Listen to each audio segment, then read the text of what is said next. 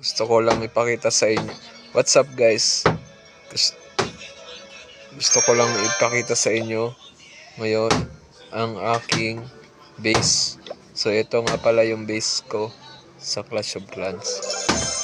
So dito guys, nakikita nyo, dito ko linagay yung mga archer tower ko para kung sakali man na magkaroon ng attack dito sa gilid, makakita ka agad nila dyan.